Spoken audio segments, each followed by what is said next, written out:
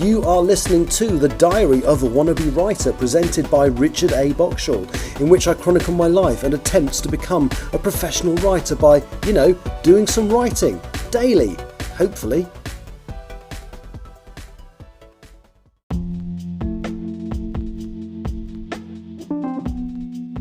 Hello and welcome to the Diary of a Wannabe Writer. It's Sunday the 26th of May 2024.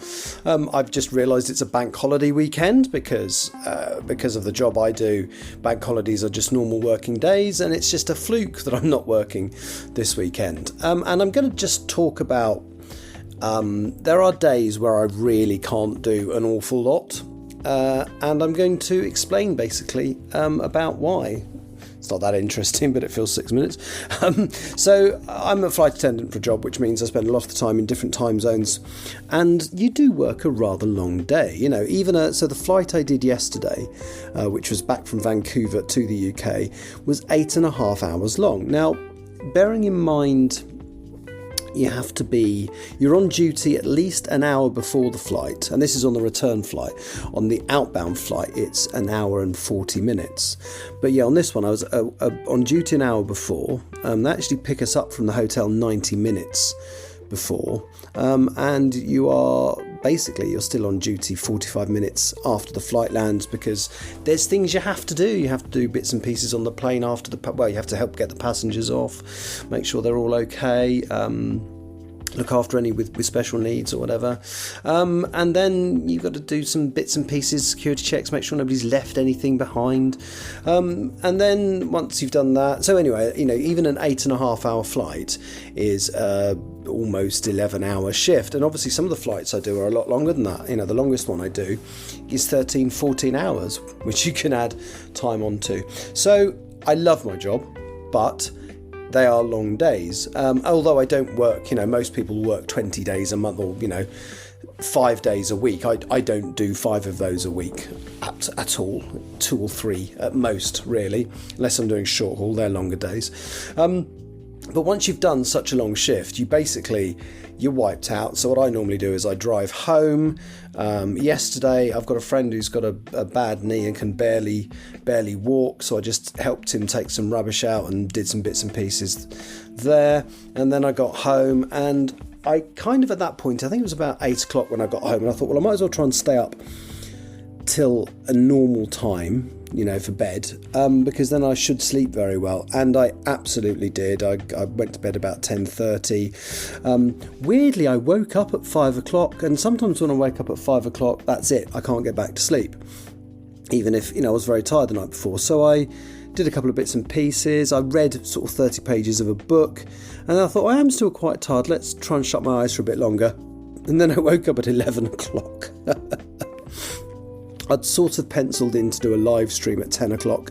Obviously that did not happen. But we call it certainly within the team I fly with, we call the day you land landing day. And, sometimes, even if it's one of those days where you arrive very early in the morning. So for example, when I'm coming back from Singapore, we occasionally land before 5 in the morning. So I'm home by 8.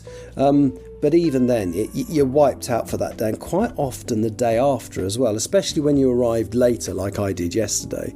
It absolutely wipes you out. Now, I had good intentions. I genuinely intended to do a live stream when I got home yesterday, but because I went and helped out my friend, I didn't. And then today, I genuinely intended to do a live stream at 10 o'clock this morning, but I was fast asleep. And it's not laziness, it's just your body catching up. Now, I'm quite lucky. I have 4 days off now, of which this is the first, and I may do a live stream later today, but I'll definitely do some on the other 3 days. And then I'm going to Beijing, and it's sometimes almost impossible to stream out of China, so I won't be doing any live streaming for that, and that's a long trip. That's a 6-day one. So my plan is to possibly do a live stream today, but definitely do one Monday, Tuesday, Wednesday, because then it's very possible I won't be able to until the following Wednesday. We land back on the Tuesday, so we leave on Thursday and land back on Tuesday. But it is what it is. I would love to I would love to be able to get off a plane and be wide awake as though I hadn't just done a very long shift and then had to drive nearly 2 hours to get, well, an hour and a half to get home. But yeah, that's what it is. So yeah, so I'll be doing a little bit of streaming for the next 4 days and very little for about the week after that, which takes us to the beginning of June. I'm hardly working in June. I have a part-time week every 8th week, and what I tend to do is double it up with annual leave, because they have to give us days off in that month as well. I'm not working much, so there will be a lot of live streaming in June. It's why it's effectively the deadline for a lot of the targets I've set myself.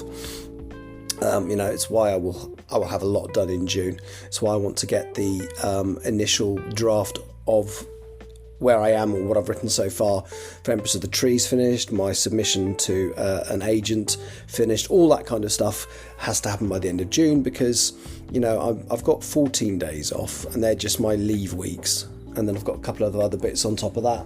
I have to have 9 days off or 8 days off in a month. So yes, sorry, not a lot going on today. I'll be back with something a little bit more to do with writing rather than just a 6-minute excuse for not writing at some point tomorrow. Thank you for listening. Take care. Bye bye now.